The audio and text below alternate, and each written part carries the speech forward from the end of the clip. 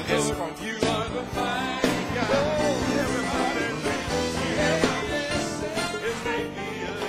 The impossible will not happen in your life if you are not ready to do something extraordinary. The word Jehovah Jireh does not just mean God our provider. It means God that knew what we needed before we needed it and had made provision. Who rang the right? Give me Benin. Why? Because life has no limitations. Nobody ever thought that one day everybody will watch television on the phone. If it has not been manufactured, it's because it has not been discovered. Therefore, what you know is what determines what you think. What you think is what determines what you believe. What you believe is what determines what you say. And what you say is what determines what you do. And what you do is what determines what you become. You can become anything. Because life has no limitations. You know, when I look at my friend Barack Obama, I sometimes am grateful that sometimes every disaster becomes a promotion. And I want to say to somebody in your life today, every disaster, every seeming disaster, every seeming problem, every seeming challenge, every seeming difficulty will become a promotion in Jesus' name. You know, the day that his father met his mother and the father abandoned the mother, everybody must have been complaining. That what kind of a wicked black man is this? That just abandoned his wife and his children and went to Harvard and didn't come back. Everybody must have been complaining. But today Barack is saying, thank God this man abandoned me. Because if he had not abandoned him, today Barack Obama will be chasing antelopes in the middle of Kenya. Chasing antelopes up and down. His father would have dragged him back to Kenya. They say, see, Oyibo, they chase antelope for Kenya. But now, because life has no limitations, he and I are the first African presidents of the United States. We were on the phone together yesterday. Look at you people. He could have been chasing antelopes in Isaleko. But that is the limitlessness of life. I want to tell somebody here today, you can become something tomorrow. You can become anything. Because life has no limitation. Now I am going for the presidency of the world. Yes. Yes.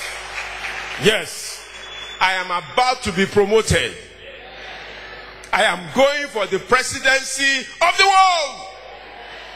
Will you vote for me? I know you will vote for me. Well, I won't give you contract, sir. You are looking for a contract up and down. Because life has no limitations. Miles Monroe said, what you call a thing, that's what it is. If you call it a disaster, it is what? A disaster. If you call it an opportunity, it is what? An opportunity. If you call it a child, it is what? A child. If you call it a bastard, it is what? I didn't say so. What you call a thing, that is what it is. Who am I? The president of the world. That's what I am. If you believe it or not, it doesn't matter. That's how I feel. And because I have said it, so I am. Because what you call a thing is what it is. At least to you. So point number 5. You cannot control life, but you can control how you react to life. You cannot control life, but you can control how you react to life, and it is how you react to life that will determine what you get out of life. You cannot control life, but you can control how you react to life. And the problem with a lot of us is that we react wrongly to life. We react wrongly to situations. We react wrongly to difficulties. We react wrongly to challenges. We react wrongly to circumstances, and we mess it all up. You know, the fire falls. It burns your house. Your house is burnt to the ground. Most Yoruba people will come and say, Yepa, Orimi, oh God, oh my God, oh God. They will sit in the floor, rub themselves, go round and round, scatter their legs, shouting, where will I find money? Where will I find money to build another house? Yepa, disaster. Muma kuleni, I will up and down all over the place. They will take off their ajo, they will put it back, they will tie it, they will put it back, jumping up and down. Yepa, this one. But people that have knowledge and understanding, we look at that house and say, wow, you born? Very good. Opportunity to do what? Build another one. Let us start work. The window was bad anyway, so let's do what? Build another one. It's the same situation. But what? Different reaction. Who is going to win? The one who is ready to start again and do what? Build another one. The one who is angry and crying spends 1 year angry and crying. But the one who is ready to build another one, dusts up his boots, gets up from there and says, let's start running again so we can do what? Build another one. You cannot determine how life treats you. But you can do what? Determine how you react to life. You know, when the World Trade Center came down, you know, the big World Trade Center in 1911, or what they call it, 1811 or whatever it was, 1119, whatever. Oh, 9/11. Big buildings. Everybody was wondering, who owns this building?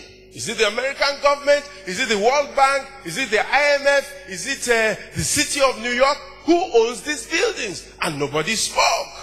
Nobody came. Nobody looked for the building.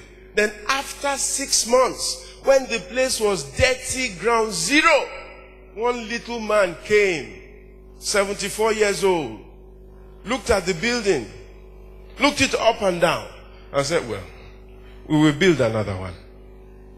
And he walked away. We will build another one. He walked away. Some people would have died with the building. How can my building go down? How can it go down? You cannot react to how life treats you. But you cannot determine how life treats you.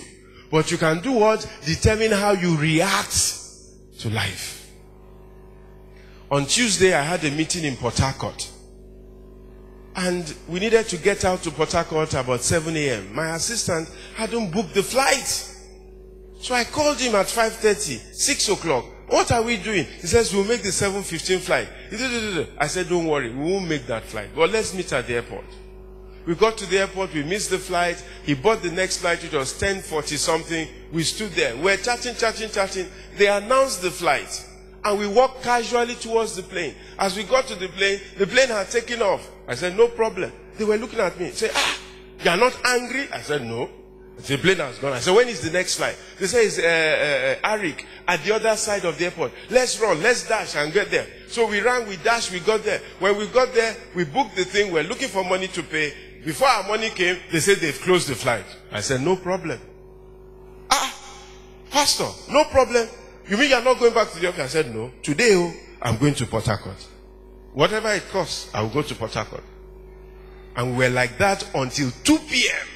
when we finally boarded a flight to Port Harcourt. They didn't arrest me there. Maybe if I had gone at 9 a.m., they would have arrested me. I just made up my mind that I was not going to lose my cool. No matter what Arik or Ero did to me, I was going to stand and wait until I got to Port Harcourt. And it was a beautiful meeting. The people were still waiting when I got to Port Harcourt. You cannot determine what life will do to you, but you can determine how you will react to life. There was an old